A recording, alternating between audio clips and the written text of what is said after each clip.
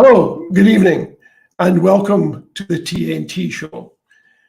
Tonight's show is number 114. I'm John Drummond, and I'm your host for the next 60 minutes. Again, thanks to you, the TNT Show and Indy Live are growing and delivering more exciting shows. And I would love to be able to say this. I think I ought to say it. Probably, despite the fact that our budget is minuscule compared to the £300 million spent by BBC Scotland, I would like to assert that our quality levels are higher. Yeah? I'll give you an example. A BBC reporter stated this afternoon on social media and perhaps elsewhere that he had a call from a mate who said that the Scottish Government's new rent-free system was not useful or helpful. I mean, that's appalling. In other words, the mate went unnamed. Does the mate exist? We ask ourselves. Who knows? Because each and every time we ask these good folks to come on the show and explain their standards and their quality levels, we're greeted with a great fat zero. Anyway, that was an interjection. As you can see on the screen, you can watch the TNT Show on Indy Live. It's streamed out to YouTube, Facebook, Twitter, Twitch, and other platforms. And you can see, by the way, on YouTube, all the previous shows. And now you have a chance to support this vital channel. Please donate to the fundraiser. You'll see the details on the screen either now or at the end of the show. It is really important. It is really important. It's not something you can leave off till tomorrow or as an afterthought. This is hugely important. I mean, the BBC, as I said earlier, spends God knows how many millions in Scotland to very little effect. We spend a tiny fraction of that, and based on the feedback we get, to quite a significant effect. So you choose. It's been a great day for British democracy. The new PM, Liz Truss, is in office by virtue of 180,000 votes, mainly by a bunch of golf club bores from different parts of the kingdom. To put this in context, 124,000 folks voted for Boatie McBoatface. So she's only marginally more popular than Boatie McBoatface, and that was a joke. Maybe she's a joke, I don't know. But she is immersed in ERG members who will make her life a misery if she deviates from any extreme right-wing policies.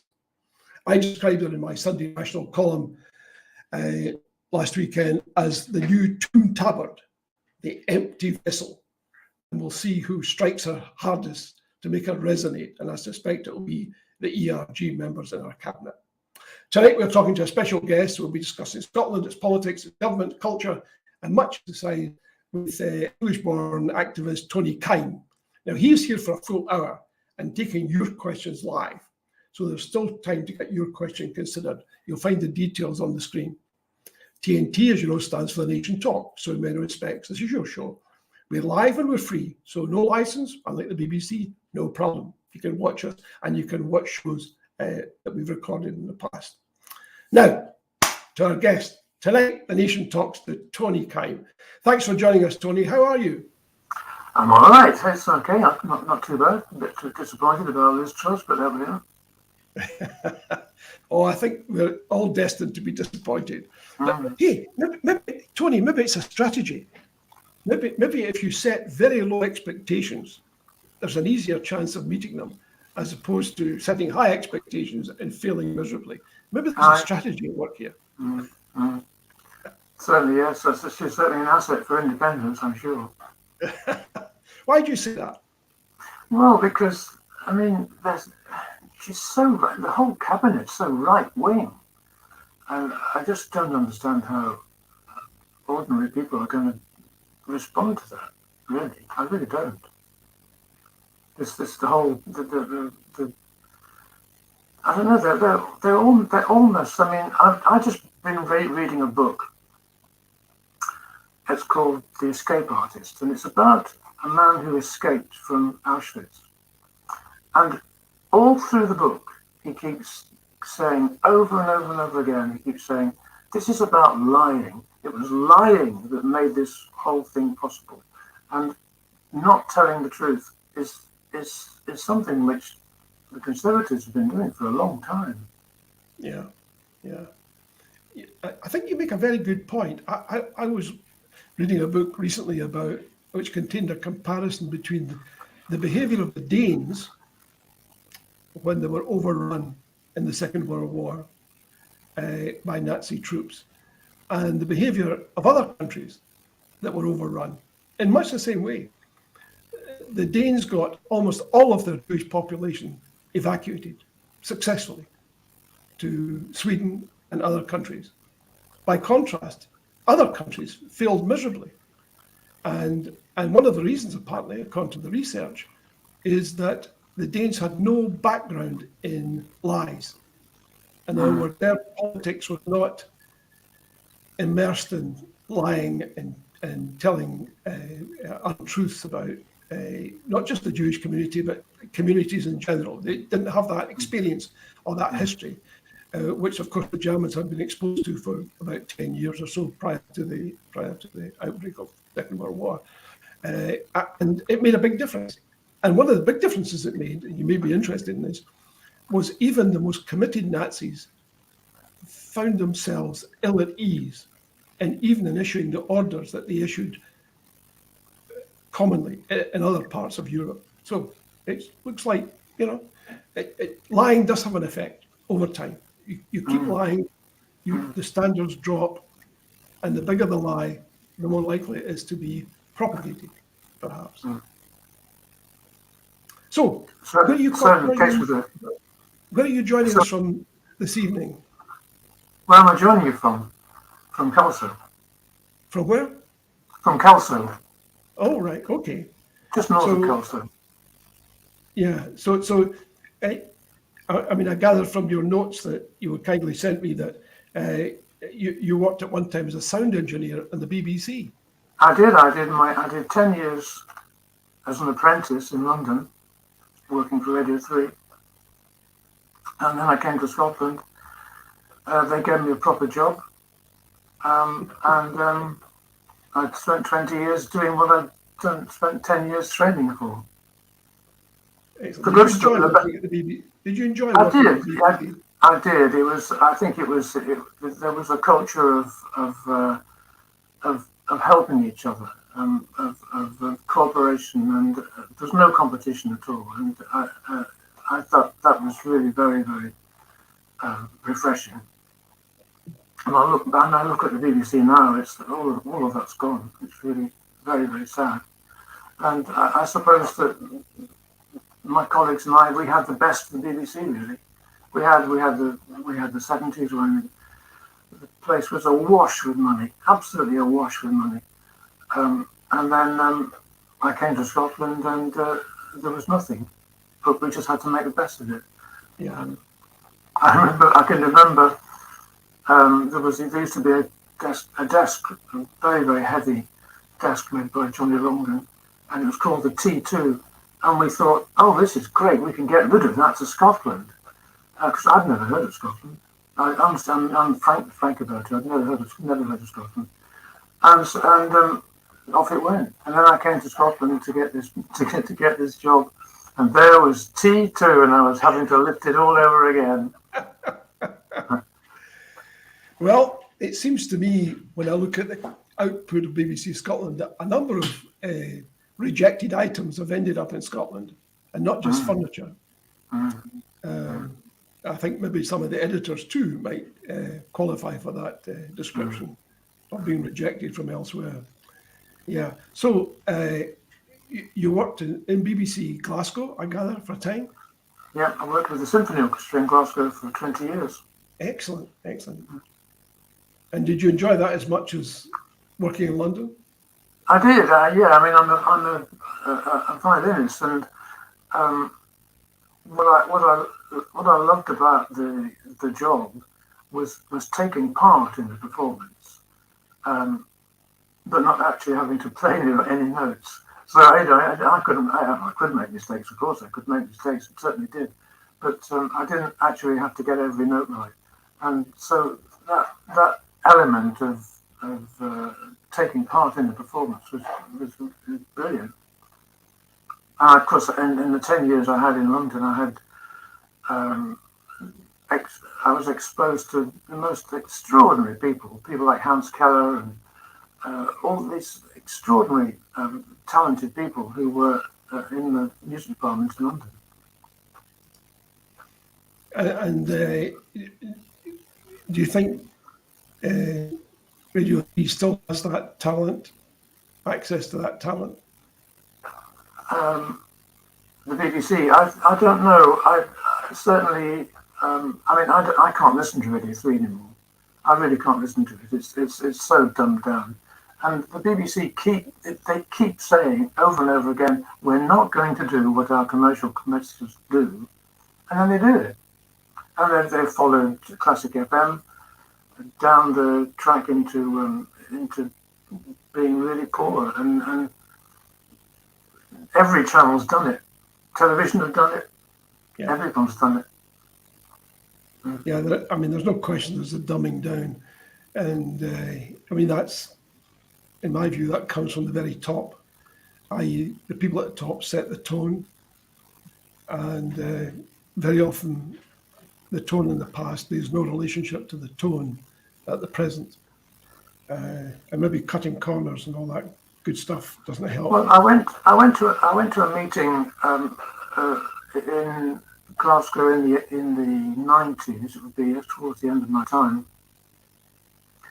and our boss, the boss of the engineering division, said, "You people think that you work for the listeners. You don't. You work for me." And the silence was deafening. I mean, you could hear a pin drop. There was just no reaction at all, because we all did. We worked for the listeners. That's who we worked for. And as soon as that motivation's taken away, you lose all kinds of talent. Wasn't anyone prompted to ask, well, who do you represent then? No. We all knew who he represented. He represented, what was it, John Burt, wasn't it? John Burt was sent in to wreck the post office, and then after he finished doing that, he wrecked the BBC. Yeah, did a fantastic job, I have to say. If all records were as successful as him. So, you're active in the borders. You were an SNP branch secretary, now you're a member of the Scottish Greens. What prompted that move, Tony? Well, I was really mainly because the Scottish Greens moved into Parliament, and I thought, well, these guys really need some support. I did find, and I'm being frank here, I did find that the SNP claims to be grassroots based, but I didn't find that. I really didn't find that. And so far, the Greens have done a better job, I think. I'm afraid I can't be very active now. I've now got angina and all kinds of nonsense. But I can't get out and about as much as I could. But I still support them. I still fly my flags outside. Sorry? I still fly my flags outside. You do. What flags do you fly outside? I fly two flags. For a long time I flew a yes flag and a Saltire, and then the Ukraine thing happened, and I thought this is really, there should be a Ukraine flag on the pole. So I flew that as a courtesy flag underneath the Saltire. This week, I'm afraid, because of the Liz Truss episode, I'm flying both the Saltire and the yes flag again. What do you think the outcome of the war in Ukraine will be? I don't know. I really don't know. I hope it looks like it could go on forever. Yeah. I mean, I don't know. I really don't know. I hope it. I hope they can get some satisfaction. But it's lies again, isn't it? It's Putin telling lies, lies. And do you believe that the war in Ukraine has caused energy prices to increase to the degree that they have? Well, of course not. No, because I mean, there have been. Who's the guy? There was a guy on the television not recently pointing out that if how do you put it? If the prices charged for gas were based on the North Sea gas rather than Putin's gas, we wouldn't be paying nearly as much money. I'm not an expert, so I'm not really qualified to have that kind of opinion. But there is clearly something going on. I mean, we shouldn't. Why are we paying so much more than everybody else is paying? Don't get that. Don't understand that at all. Well, there can only be one explanation, and that is that they are buying stuff on the international market, which doesn't explain why they don't use the stuff that's here. In fact, Liz Truss this afternoon told a waiting nation that she plans to further exploit the North Sea. And this came as a terrible shock to a whole bunch of people in the independence movement who thought that oil had run out in 2014, because that's what they were told. But not only hasn't it run out, but there's more of it than ever before. Well, as a Green, I have to say I don't think we should be doing that. I don't think we should be digging up any more fossil fuels. But I don't understand why the government has been so against renewables. I don't understand that at all. For instance, I'm now paying. I pay a 50 pence. I buy hardly any electricity, but I'm having to pay 50 pence a day in a standing charge for the privilege of being connected to the grid. Well, they're only paying 30 pence in London. Why is that? Yeah. That's ridiculous, and it's Scottish power that's being burnt in London. So why are we doing that? I don't understand it at all. It is very odd. In fact, I saw that the leader of the Greens in England and Wales, after Liz Truss had made her statement this afternoon, said, why didn't she talk about renewables? Why didn't she be even-handed and say, yes, there's a short-term problem, we might have to do this or that, but our fundamental strategy is the one that was agreed in Glasgow a couple of years ago, which is we're going to focus on renewables, we're going to try and reduce carbon emissions, all that stuff that was agreed to by her predecessors, which now appears to have been junked. It's very disappointing. I don't have any children, and my first question was: Does Liz Truss have any children? Who's going to pay for all this money that she's going to borrow? Her children are going to have to pay for it. Yeah. I don't have any children. I don't. That was a decision I made a very long time ago. I'm not going to add to the problem of what I'm afraid I think is overpopulation of the world. And I just don't understand it. People, all these parents that run the world don't seem to care about what's happening to their children. They don't seem to care at all. Well, it does seem to be the case that politicians find it very difficult to free themselves from lobbyists. And it almost looks like her cabinet, well, the construction of her cabinet suggests that they may be in hock to various corporate interests. In that case, you can understand why they don't want to talk about renewables. Where's the money in renewables compared to the money in fossil fuels? And a lot of them were lobbyists, or they were part of some right-wing group that had this view that poor people are there because of their own inadequacies, and therefore, why should they be rewarded for failing? That tends to be the right-wing mentality that we hear a lot of increasingly. That people are poor by design. I mean, it's hard to believe that anyone in the 21st century would agree with that nonsense. I had across the road from me. There's a new house being built, and there was a bricklayer there on Monday, wearing shorts, nothing else. Well, boots, I think. But you could see that he was working really, really, really hard.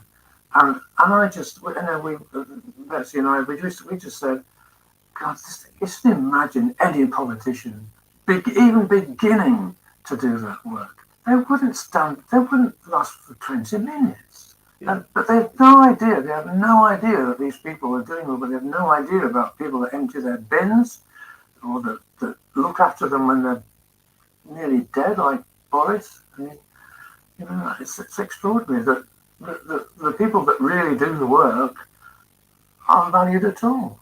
Yeah. Why? I don't understand. For instance, never understood how supply and demand seems to work if you're a CEO, but not if you're a bin man. How's that? They pay CEOs massive amounts of money because they say they want the best talent. Why don't they do the same for bin men? Why do you think that is? Well, it's simply because the CEOs are getting away with it. Yeah. And if a bin man goes on strike, they all say, oh dear, who's going to empty our bins? What a terrible smell. You think, oh, I'm sorry, the bin men were doing that. You can't just complain because they've stopped work. It's silly to me. Did you have a bin strike in Kelso? No, we didn't. No. But we look after our dustmen. Yeah. We do. We look after them. Yeah. How do you? I can understand. I can understand how the bin men in London and even Edinburgh and possibly some of Glasgow, never speak to anybody from one day to the next. Yeah. But they certainly do here. Yeah. What is it you particularly like living in Kelso? Well, I used to like. I mean, my father moved up to Scotland for the last couple of years of his life, and what he loved about it, and so do I. But he put it into words. He said, "Gosh, this is so nice. This is like being back in Grantham in the 1950s when he was a policeman, and he used to speak to everybody. Everybody said, 'Hello, Harry. How are you getting on?' And this happened all over again when he came to Kelso. I thought that was wonderful. That was really nice for him. I mean, a number of people say that I used to live in the southeast. I lived in Berkshire for 20 years, and in a little place called Crowthorne near Wokingham. And that's one of the things that struck me was society was more atomized. There was perhaps less community involvement, where people spoke to other folks, just not necessarily with any specific purpose in mind, aside from just saying, hey, it's me and there's you. And you get all these dumb questions about the weather and the stuff like that. And I don't think anyone's particularly interested in the weather obsessively. It's just a nice intro to talking about something else, like how are you and stuff like that. And that's one of the things I missed in Berkshire. It was all a bit sort of, there was less of that interaction. It took place within organisations, but it didn't take place quite as much amongst the generality, and I rather missed that, which is sort of a sort of feature. Everyone always seemed to be terribly busy, and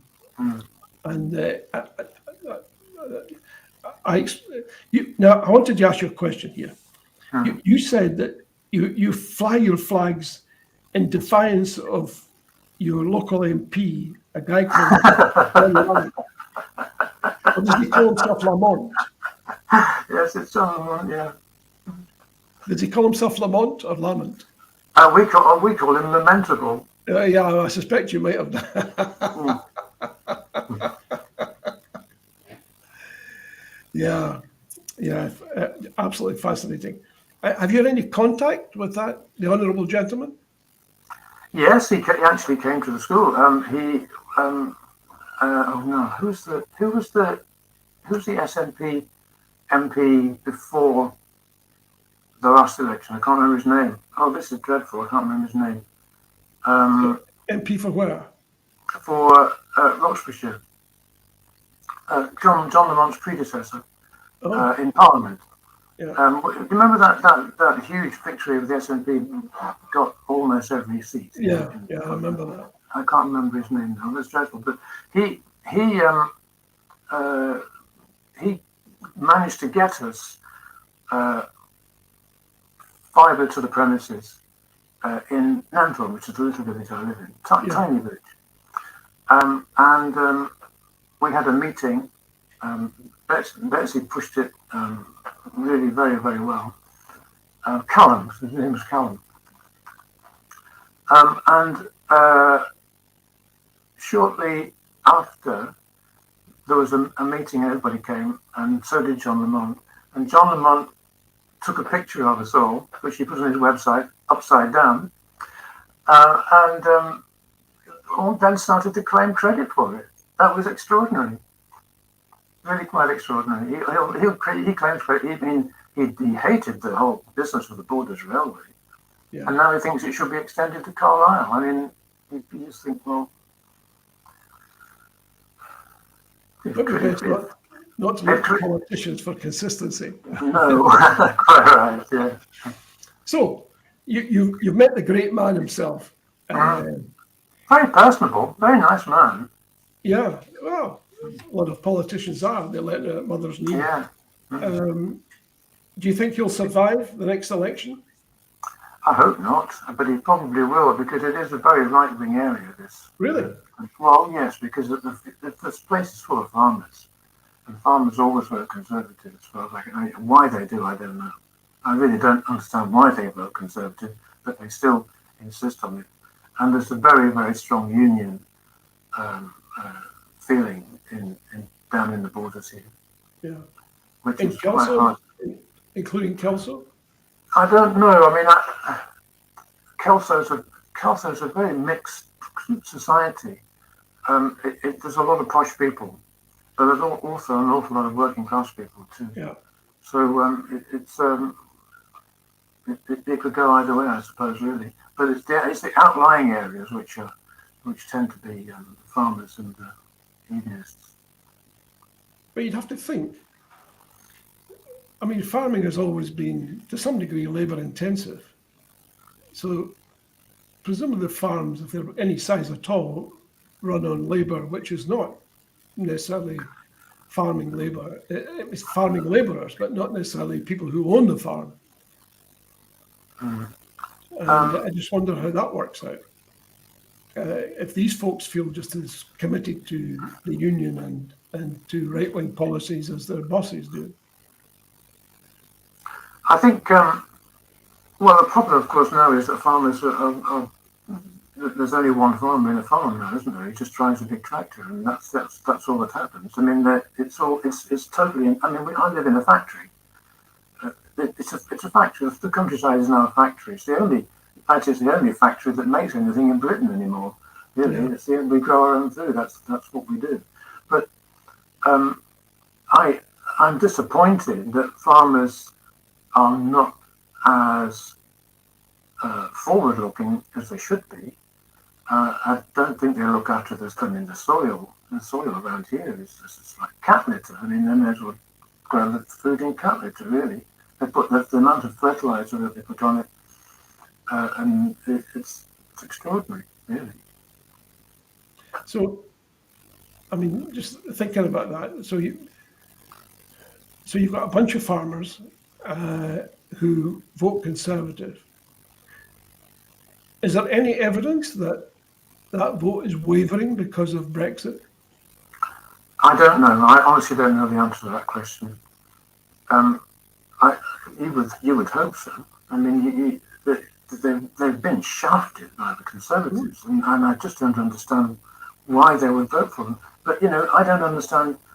There used to be a petrol station in Glasgow, in Kelso, and there was a guy who served petrol. He actually put the thing in your car for you. Very seldom that happens now, but anyway, he did. And he said to me one day, he said, "Oh, I had a Conservative down here the other day." That was the wrong accent, but never mind. He said, "I said to this Conservative, are you a Christian?" And the Conservative said, "Well, yes, of course I am." He said, "Well, how can you be? How can you be a Conservative and a Christian?" And I thought, it's dead right. How can you be? How could you possibly vote against poor people and for the rich people if you're a Christian? How could you do that? Well, talking about Christian conservatives, Evelyn Hume is pointing out on the comments section that Rees-Mogg, who transferred all of his business out of the UK before Brexit, is now in charge of energy and business, which is extraordinary. But then again, if you look at some of the other appointments, which I'll mention at the end of the show, they're just as extraordinary. Well, I hope someone, I'm sure that someone will do a cartoon of Rees-Mogg reclining on the green benches with a comment about being the energy minister. That would be quite good, wouldn't it? You'd like to think that might work, but the fact of the matter is, I suspect a lot of these folks are shameless. They are absolutely shameless. Yeah. You can't reach them with satire, really, because they're beyond satire. They have rendered themselves beyond satire because of their nonchalance towards the Constitution and its crazy conventions. I mean, for example, the Speaker today reprimanded the SNP benches for calling the previous Prime Minister a liar and suggesting he was corrupt. I would have thought that was what most people in the land believed. I don't understand that attitude. I certainly don't understand why Boris Johnson was applauded when he left Parliament, and yet the SNP were told off for applauding. I didn't understand that at all. Yeah. What's that about? Well, it's about the Speaker's odd application of the standards. But then again, the standards themselves are weird. I mean, who says you can't applaud? Nobody says. Just some convention. Yeah. I'm actually. I was thinking earlier on today that if sea levels keep rising the way that they do, then it'll be a bit late for rescuing Parliament, won't it? It'll all be underwater. The dampness in the basements is going to be overwhelming. Yeah. Well, when you think of all the sewage that's being poured into the rivers in England and Wales, and you have to believe that some of that sewage must have reached the Thames, it would be extraordinary if it hadn't.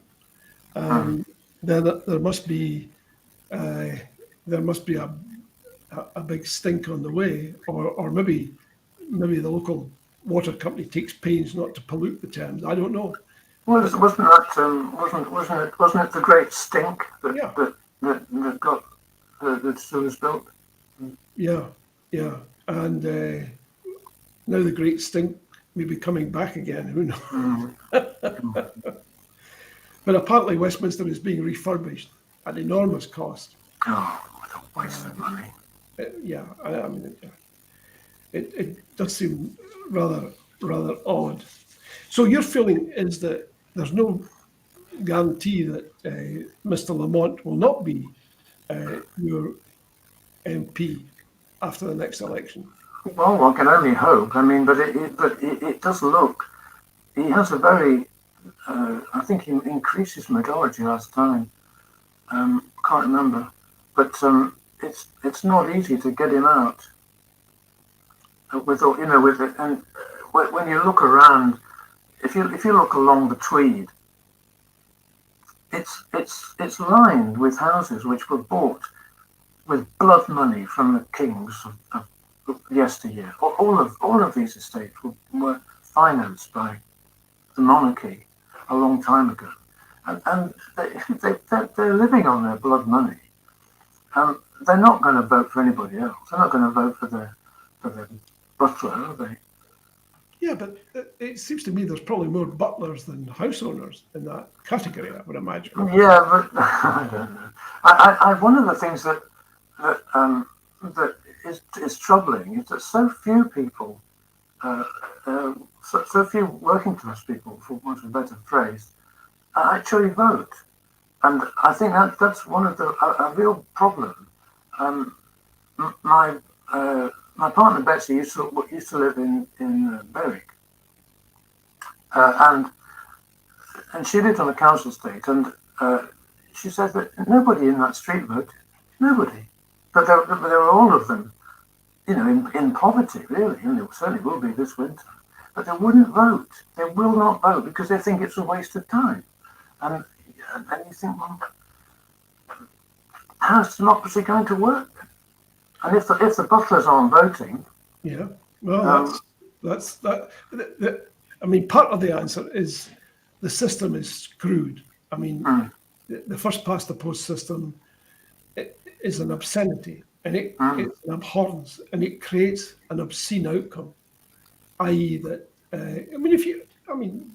people in Scotland often say blithely, well, Scotland votes SNP and England votes Conservative.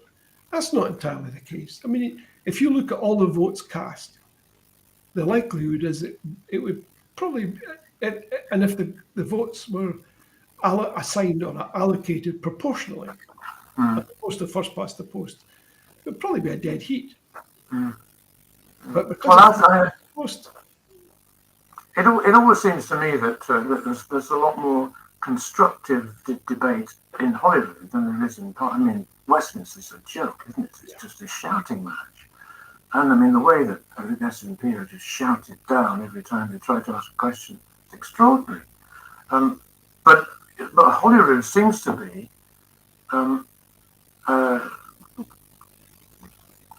constructed so that it doesn't have a majority, and it has one at the moment, but it's designed not to have a majority, isn't it? And you would think, sorry, I've just seen a notice come up there. Can't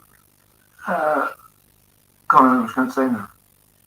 You were saying that Holyrood is organised. Oh yeah, that's right. Proportional representation. Yeah, that's right. It's much more polite. Yeah. I mean, okay, we know that Douglas Ross stands up and says some things that they're not very, very, very, very relevant. But on the whole, it's good natured, isn't it? Yeah.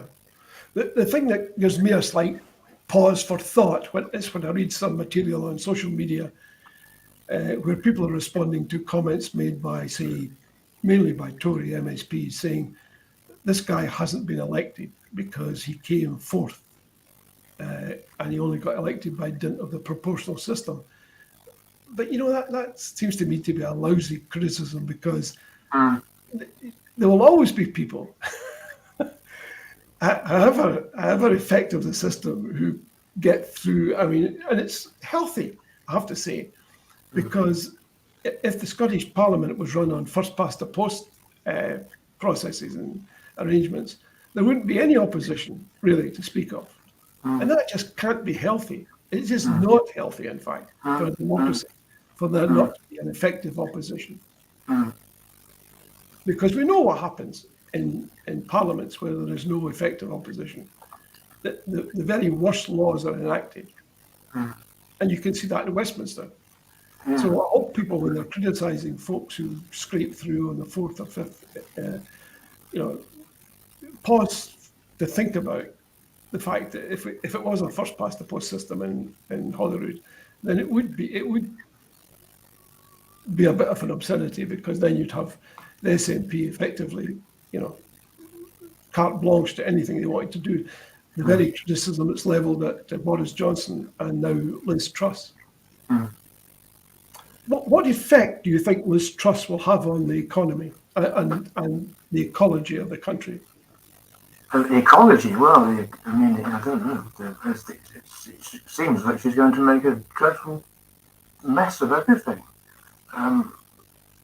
The economy, we spoke about this earlier on. If she's going to take out huge loans, government loans, to to keep the energy costs down, it's going to be children that are going to pay for it, and that doesn't seem to be right to me at all. I just don't understand. I've never understood why taxes aren't higher. I've never understood that.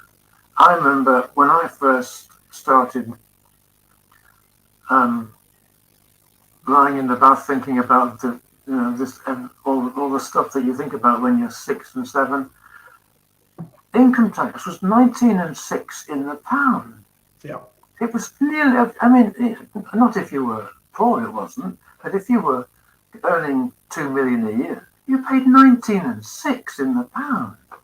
Now, Tony, for the benefit of the younger folks in our audience, yeah, what was left of the pound once you paid 19 and 6? Well, it'd be 5p, wouldn't it? Yeah. It would be less than that. 2.5p. Yeah. 2.5p. Yeah. I mean, that was the tax that the Beatles paid in the 60s. They paid 19 and 6 on the pound. Not if there were, only if the top part of your salary, but you know, I know people say to me, well, wouldn't it work? What if you tax people like that? They'd all just leave. Oh, good riddance, as far as I'm concerned. I'd be very happy for Steve Jobs to not live here. Maybe he doesn't. I don't know. I don't know. Yeah. Well, sorry, I do know. I mean, it is true that if you tax people a lot, then they will be inclined to consider leaving. And there's evidence that happens to a degree. But the reality is that the Beatles never left, really, not when they were paying a degree of tax. And there's lots of evidence that people are motivated. I mean, for example, when I speak to people in Germany and the conversation gets around to things like food banks and stuff like that, they say, well, we don't have food, we pay taxes. We pay taxes. And the taxes are used by the government to help people who are disadvantaged. That's what they're there for. They're not there for avoidance or even worse, evasion. They're there to support the infrastructure. And that includes looking after people who don't have enough to live on. And, you know, when I go around other countries, you know, Spain, Portugal, etc., because they never went through the Thatcher revolution, they have people emptying the bins on Sundays, you know, because they pay their taxes. And they want the bins emptied. They're happy to pay extra for the bins to be emptied on a Sunday.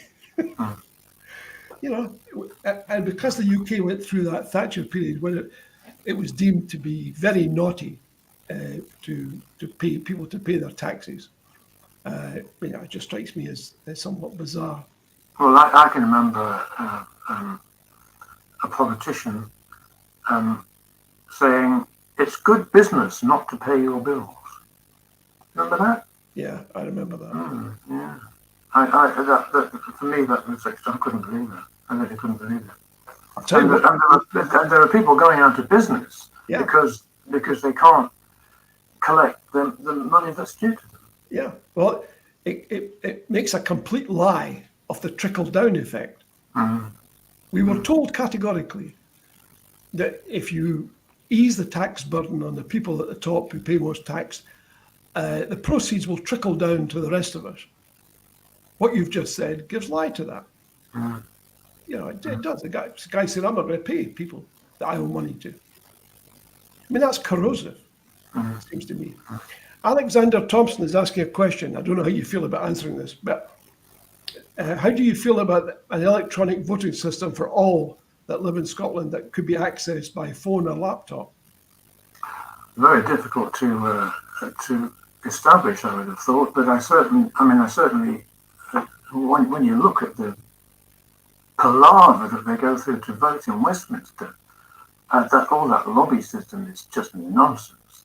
And then if you watch, I don't know, you watch something like one of the Norwegian dramas, and they're voting with a button, and you think, why can't we do that? And so Alexander Thompson Yeah, fine. I'd go along with that, but I think it would be quite difficult to establish. But yeah, I agree. Yeah, I mean, you're right. If other countries can do it, and that's the way voting is done in the Scottish Parliament. You press a button, and that's and why not? Well. Of course, the politicians in Westminster, of course, don't really want to be dragged into the 20th century, do they? I've never understood the lobby system either. It seems to me it does have a purpose. If the government is operating through coercion and your whips position themselves outside the lobby so they can intimidate people who don't vote for the government line or the opposition line for that matter. And I can see why that might be effective. In other words, you can browbeat people to supporting the government who might otherwise find the whole government policy that they're voting on loathsome. But I'm sure we've all been in meetings where there's a show of hands and nobody dares put their hand up because they don't want to be the other one out. Yeah. But in Parliament, I mean, it's all above board, isn't it? Everybody knows who's voted for everything. So that doesn't apply at all. Of course not. But the more opaque you make the system, the more you can claim that somehow it has magical properties. And there's a lot of that nonsense goes on. I mean, there's no reason why voting ought not to be transparent. We pay these people. We're entitled to know what their positions are. Yeah. Patricia Clint is asking, how can we get electoral reform? Well, Patricia may be reflecting the fact that in some parts of the island, it desperately needs reform. And if that's what she's referring to, I'm not quite sure. Do you have any ideas on how electoral reform, say, south of the border, might be achieved? It's hard to think, isn't it? I mean, there would have to be there'd have to be a willing opposition to make it work, wouldn't it? I do worry about the Labour Party. The Labour Party seems finished, and you would expect that they are the only people, especially with having lost their Scottish vote, you would think that they would be in favour of a proportional representation, and therefore would vote for it. But there doesn't seem to be much willingness on their part to do anything. No, quite the reverse, because Keith Starmer has said he doesn't plan to work with the SNP, though he's happy to work with the Nationalist Party of SDLP in Northern Ireland. So it's a discriminating view on nationalist parties. I think in Wales, the Labour Party works with Plaid Cymru. So, it's not as if there's a principle involved here. It sounds more like some expedient that he's applying. But it seems to me, leaving that aside, surely it's in his interest, knowing that if first past the post had not been the case, if first past the post had not applied, the proportional system had applied in England and Wales, England in particular, that the Tories would only have achieved a majority, I think, on one occasion in the last 20 odd years. So you would think the logic of that might appeal to him. Yeah, you would. Let me get into power. Let me get together with whoever will help me achieve this, and I'll change the voting system. In one fell swoop, I've changed everything utterly and made it very difficult for the Tories ever to attain power again. Yeah, I just feel that the Labour Party is becoming becoming a centre party. It's lost all of its working class roots now. It seems to have done, anyway. To me, it seems to have lost its sense of direction.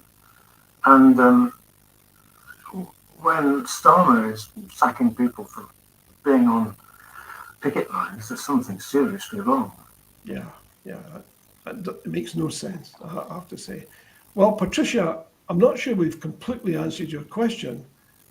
I rather assumed you were talking about the electoral system in England, and we talked about that.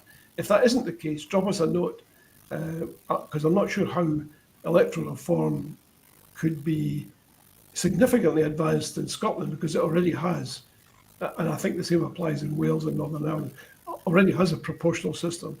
But if you feel that something ought to be done about the proportional system in Scotland, happy to talk about that, if that makes sense. You'll see on the screen that the results of the various polls that we run all the time in every show. That on Facebook, there are 504 votes on should Scotland be an independent country, 93% yes. And on YouTube, 95% yes, but a much smaller base of 25 votes. Fact of the matter is, we have some folks who watch this show and listen to the show who are not in favour of independence, and we'd love for them to come on the show and tell us why. Look at the screen right now. If you're a no voter or you don't believe in independence, come on, tell us why. There's the email right there. Drop us an email saying, look, I'd love to come on your show because I want to explain to you why independence is such a crummy idea, such a deeply flawed idea, and it should not be supported under any circumstances.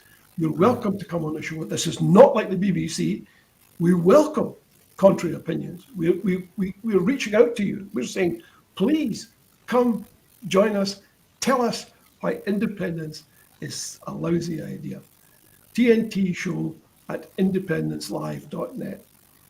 And if you've seen previous shows, and including tonight's, we'll give you 60 minutes to talk to us, to explain all that to us. And by the way, if you happen to be watching from BBC Scotland, you'd be particularly welcome. You'd be particularly welcome. We'd love to have you on the show. Because after all, what democratic oversight is there of your organisation? Where does it?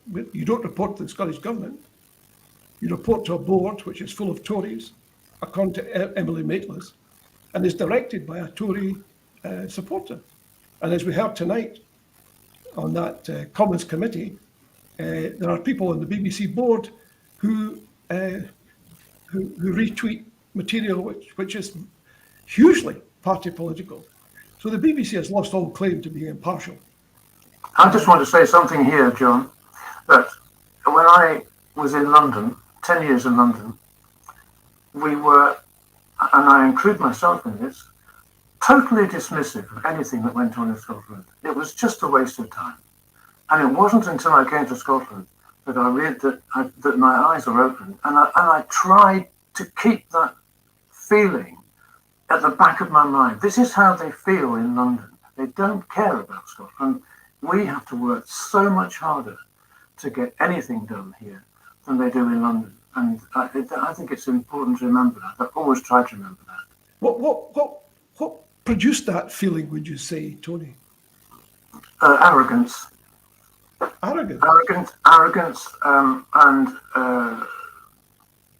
just disinterest. I'm being frank here. I didn't know where Scotland was. I really didn't. I've never been to Scotland, and I've been to Wales because that's where I was in college, but I've never been to Scotland. And if you've never been, you've no idea how people think there. And I think that there seems to be in England a feeling abroad that Scotland isn't worth anything. A musician friend of mine who lives in Yetton said to me, I think it's time, he's from Yorkshire, I think it's time bloody Scotland bloody buggered off. Well, we don't need them, do we? What do we need them for?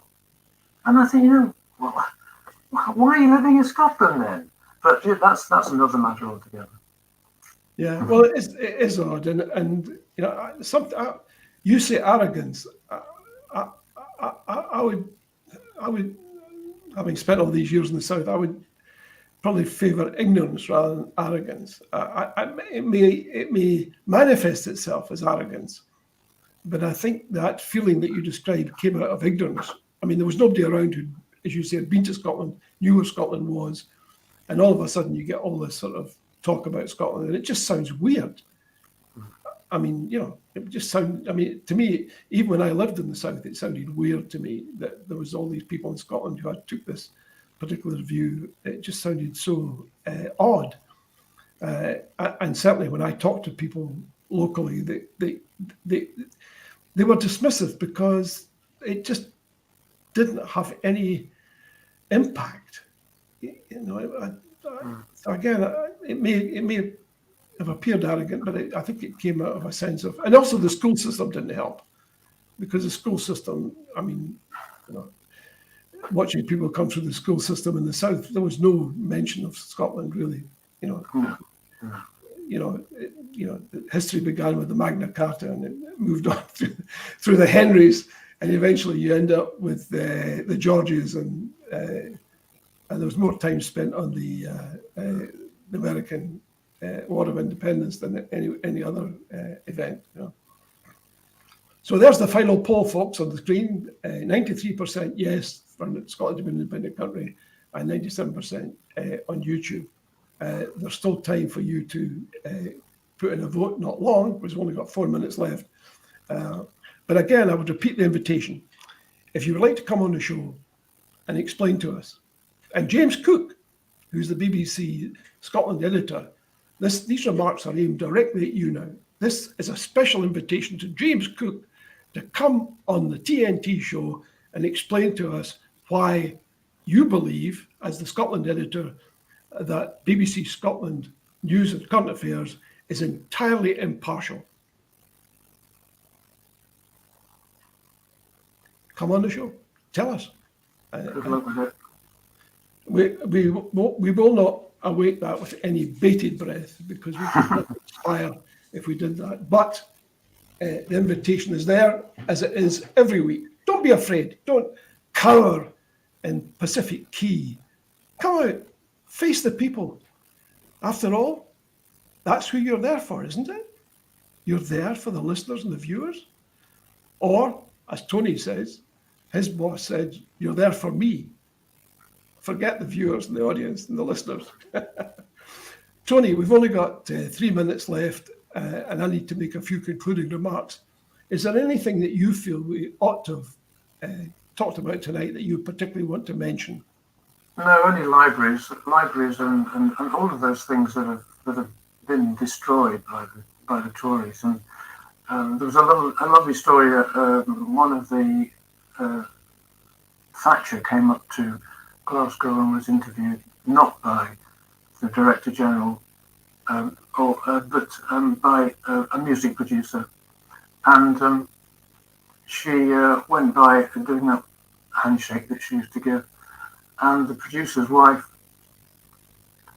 was next, and she was just saying how wonderful it is to have these wonderful libraries in Scotland.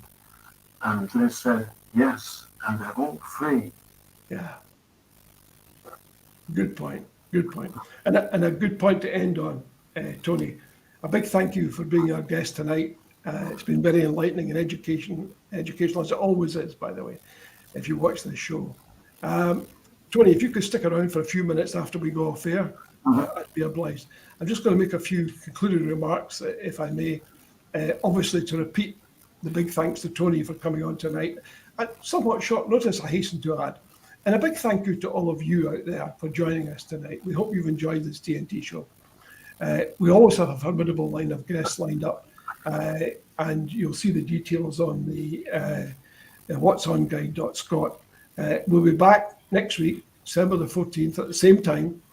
And please look out for Dr. Elliot Bulmer's column in the Sunday National this weekend. He's generally a good deal less polemical than I am. So I think it works rather well. You'll find Elliot's column in the 7 Days supplement in the Sunday National. In closing, let's talk briefly about the cabinet appointments. I'm not making this up, by the way. This is absolutely the case. The person who's now in charge of climate is a climate change skeptic. The person in charge of migration is anti-immigration. And the person in charge of our NHS doesn't believe in abortion. Now, you could add to this vile list the Scottish secretary who doesn't believe in Scotland. Anyway, I mean, I wish I was making this up, folks. I really do. But it is just the most awful business. And just to repeat my invitation to James Cook, stop cowering, James. Come out, talk to the folks. You're nothing to fear but fear itself. And a last reminder to all of you out there, please, particularly if you've enjoyed the show, support the crowdfunder, donate what you can, and keep Indy Live active and growing, because the demand for news has never abated. People just don't want to get it from the common sources. They want to get it from sources like this. And we're going to try our level best to get it to you, together with star-studded guests like we've had tonight. So, to all of you, thanks for joining us. Stay safe. Take care of each other. Good night. See you next week.